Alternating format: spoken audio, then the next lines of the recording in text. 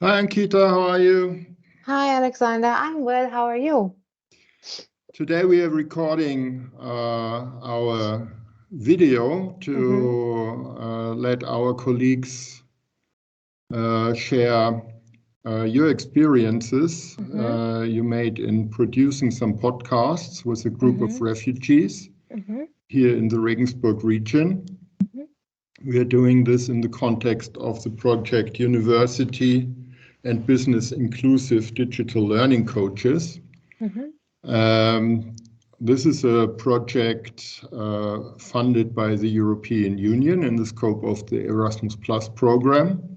Mm-hmm. And we have partners from several countries who are working with groups at risk, like seniors, like children and youth in poorer neighborhoods. And we here in Regensburg, we work with refugees.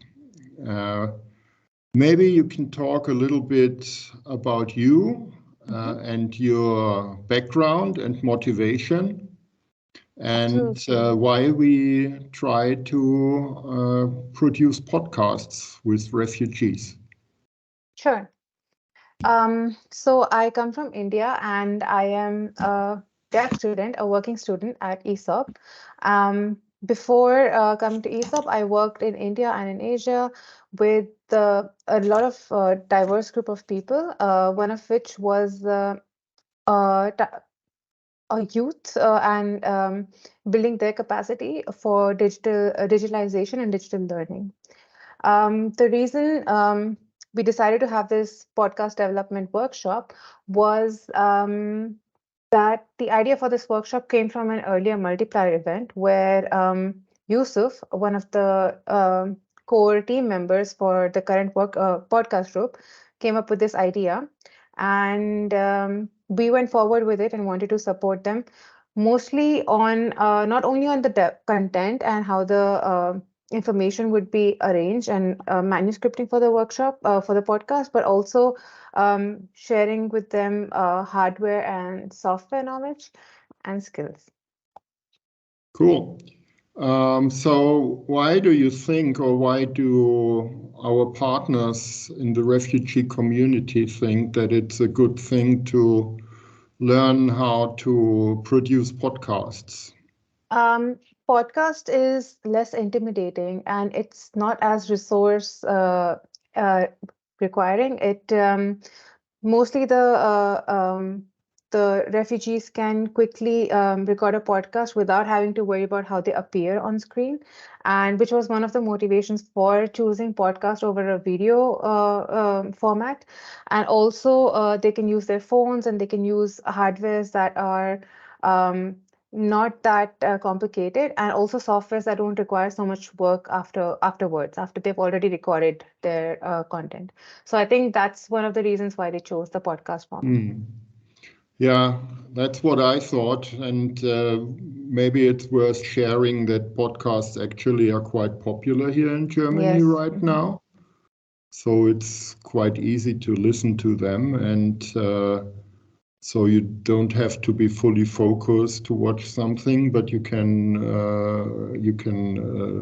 listen to it on the side while walking in the street or while driving a car or doing something else, doing homework.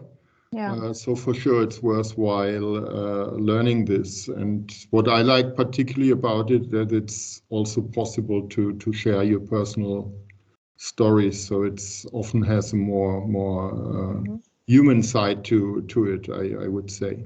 Yeah. Um, so how did you approach this podcast? I'm sure it's not enough to just start a conversation and start talking, but you told me it's important to have a kind of a plan. Yeah. So when I came, most of the work was the information shared was by Stephanie, but I know the approach for this podcast, for this workshop. And the thing that I particularly coming as an outsider to ESOP really liked about this podcast development workshop was that it's informed by the target group. It's not we who tell them what to do. So we use the design thinking principles to kind of enable this, which is to empathize with the target group and then to research their needs and to make sure that these needs are fed into the output to the in the product that we are creating, and then to test out the product with them and then prototype it.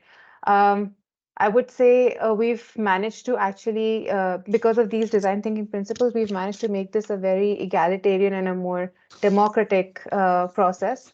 And I think that was our approach, not just focusing on what the content of the podcast will be, but also making sure that their realities and their lived experiences are reflected in the podcast.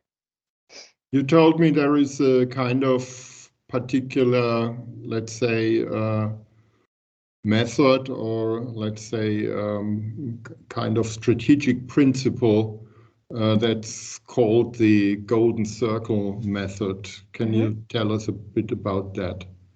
Yes, so the idea behind the Golden Circle method for this podcast was to help the participants situate themselves and visualize the process and the role that they will play in the development of this podcast and in the workshop.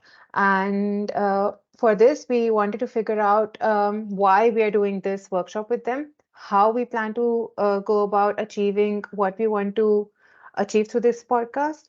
So, the motivation actually was very well clarified by Yusuf, who was, as I mentioned, who came up with the idea for the podcast, and we used that kind of as as like a objective, as a goal, whatever his thoughts were, and then organized our outputs, what we did through our brainstorming, and this also helped clarify the expectations for the participants that where am I in this process and what are the expectations of me and what I can expect from this podcast. So the Golden Circle method kind of helped situate the participants throughout the podcast development process.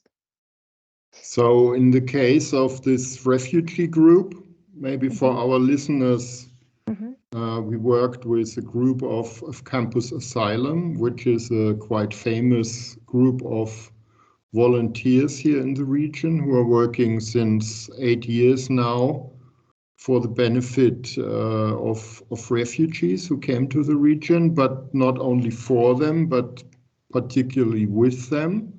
So it's a organization which has about 300 volunteers, and more the refugees themselves are involved in the organization, in organizing the activities and also in kind of guiding the group. These were our partners. Can you share a little bit what was their particular motivation for the podcast? We said it has a human side to it, it's informational, but also in a kind of informal. But what were their thoughts? What was their specific motivation to do a podcast? One of the key things was to kind of take control of the narrative and put their voice forward. There is no platform that actually exists that refugees can use to put their voice individually, independently forward into the world. And so the results of this Golden Circle method discussion was that they wanted to define what integration is for them and what it means, and also kind of contrast it with the idea of assimilation. So, what is integration versus assimilation?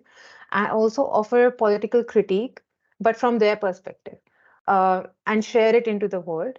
And also, one of the very relatable goals that they have was just to share their stories as refugees and their everyday experiences, because the listeners, other refugees or volunteers working with refugees, would be able to glean into their lives and see what their struggles are, which for a regular person who's not from a migration background or who's German, they might not even think that these are the difficulties that they would encounter.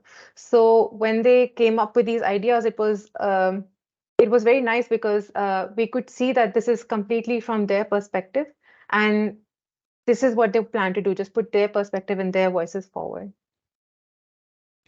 Yeah, I think this is very convincing, taking control of your own story, taking control of the narrative. And if we think of it, I really don't know many other examples where refugees actually speak Yeah. for themselves and are listened to by a wider public or even inside of the community. So the next step would be how to achieve this why, and here we are going more on the technical side, and Mhm. maybe you can talk a little bit about how this why is, let's say, operationalized, how to define the contents and to think about the target group and how the product overall should look like. What Yes. methods have you used for that? So before defining the content, it was very important that we identified who the listeners for the podcast would be. For this, we used the persona approach, where the entire group was divided into smaller subgroups of three participants, and they were given a chart with the basic information. These were just pointers where they could reflect about who their target audience would be. So choosing one individual or like an imagined identity of an individual with a refugee background and filling it in. And so what this did was that, you know, the intersectional identity of this individual, maybe they're a woman, maybe they're from a refugee background. I mean, they're definitely from a refugee background. Maybe they're from a particular culture, and how they have their specific needs and how they all come together, um, kind of help them access the nuances and the challenges that the target audience would face. And each group came up with different individuals, and in one of the groups was using their own participant who was from a refugee background. He was from an Arab country. He could not speak English or German, and they used his phone, the apps in his phone, to kind of fill in the information. So, oh, you know, like let's quickly see what apps he's using. And they actually wrote down, and then they wrote down his challenges. He doesn't know German. He doesn't know English. So it was it kind of created a mental template for the target audience, which was very useful because in the next step, we wanted to.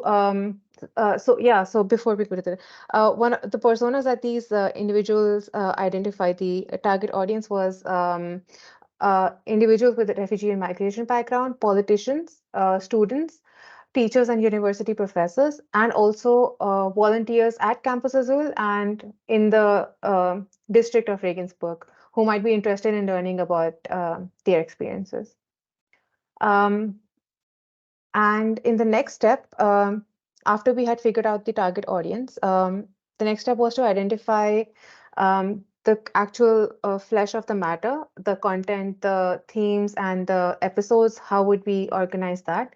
And for that, we used the method of brain writing, where each individual was given small cards and they were asked to just write down topics that they think the podcast listeners would be interested in hearing about.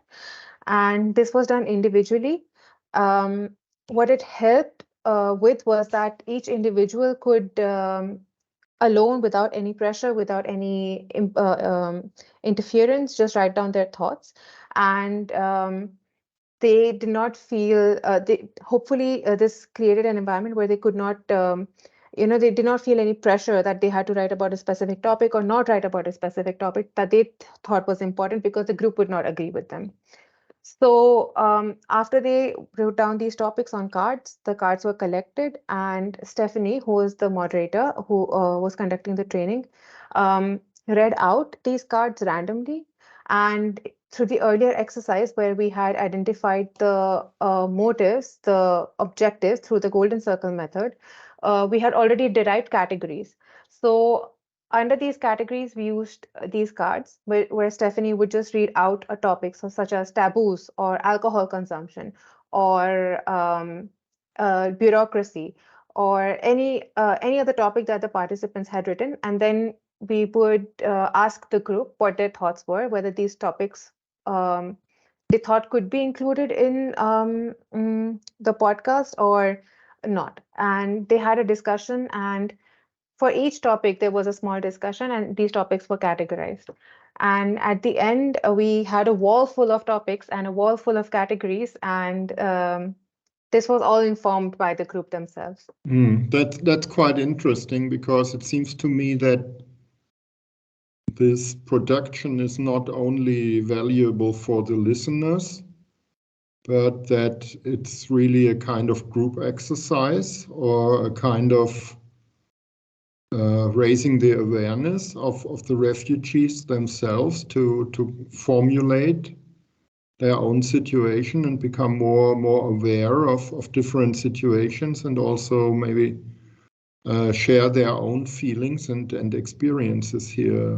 Was this visible, or could you feel that in the group, that this was kind of appreciated? Yes, actually, it's interesting that you bring that up because one of the conversation points was that through this podcast, they wanted to share a role model for how a well integrated refugee in Germany would be like and what their experiences would be like.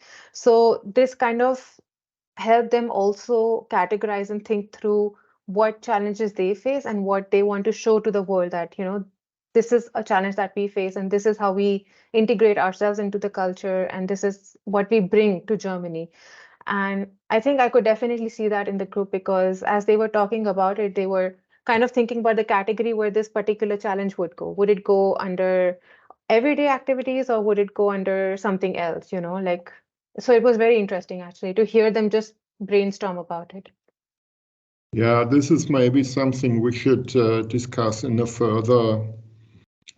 in a further video or podcast, how such methods can help actually raise awareness, and also help to develop group identity and personality, and yeah, strengthen these groups. Media production is not only for the consumer, but Mm-hmm. also, or primarily also for the producers. So we have worked before with kind of writing workshops, or workshops where people worked with photos and wrote about the photos, and this was also quite good for the group itself. Mm-hmm. Okay, so after they figured out what to do, what aspects are important to consider in the production and post-production of a podcast. Yes. So this presentation was done by our colleague who's not with ESOB anymore, but Jakob. And he is from a media and production background. So he studies media production, media informatic. And he shared a very structured and very beginner-friendly information on production and post-production of podcasts. So starting with logo design, where can they find these logo designs and some examples of good logo designs, and also with the intro and outro music. Where can you find intro and outro music samples, and what software can you use to edit them and add them to your podcast? And then how to best record the podcast itself. So which hardwares can they use, which softwares can they use, tips and tricks on recording your podcast successfully. So such as clapping at the start of a podcast, or in when you make a mistake, so you're clapping loudly so that the spike in the sound happens so they know where to cut it. And also such as not deleting all the sound files and because you might need to use them later. And also how not to alter them too much because it may not sound very natural at the end. So such tips and tricks, and also information on how to upload your podcast and where can you do it. So it was also uploading it self by yourself on YouTube and other sources, or through Spotify, where you can just upload it once and then they distribute it to different channels. So this was some of the information that was shared with the participants through the um, production and post-production section of the workshop. Cool.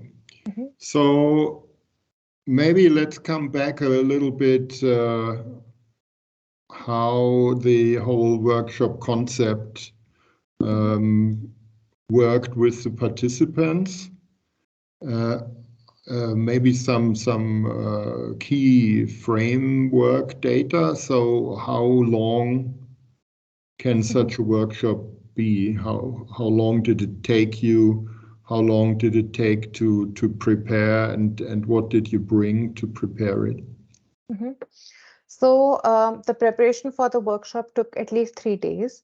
And before the workshop, we went through, Stephanie and I went through each element of the workshop that we had planned and discussed from the participants' perspective what their needs would be and how we could prepare for it, not only with the hardware and the things that we would bring, the objects that we would use for in the workshop, but also with the information and how we would behave and how we would facilitate the workshop. So we brainstormed ourselves for a few hours just on the flow of the workshop and also what our expectations as the coaches would be for the workshop. What do we expect to achieve from this workshop, and what expectations do we set for the group of participants for this workshop?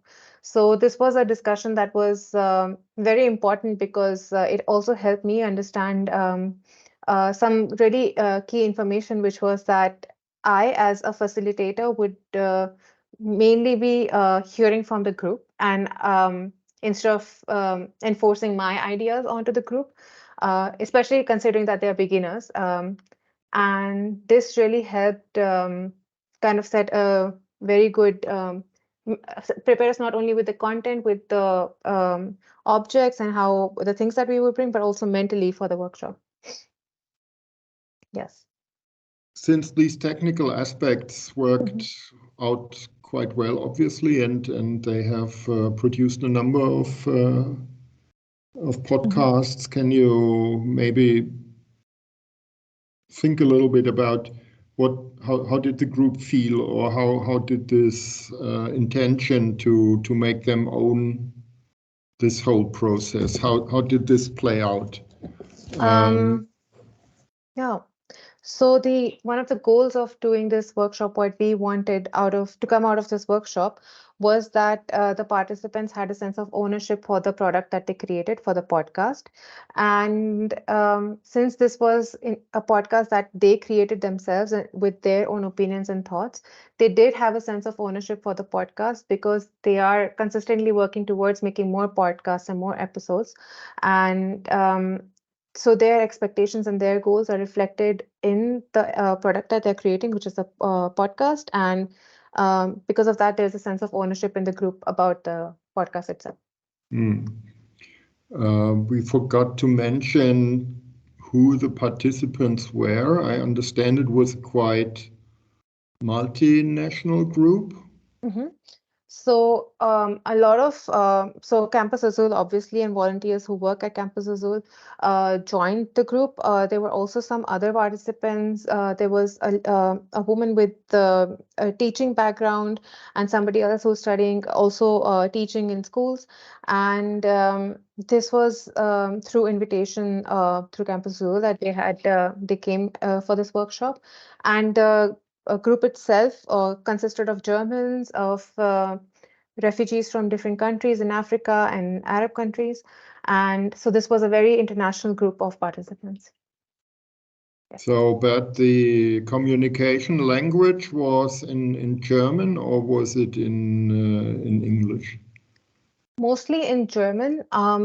There were some participants who could not speak either English or German so well, and for that, then we used technology. We used translation apps, and so one of the participants just spoke in Google Translate, and then we spoke in Google Translate, and we kind of helped them also participate, which was successful because they could participate and they could share their thoughts. So it worked out really well. Yeah.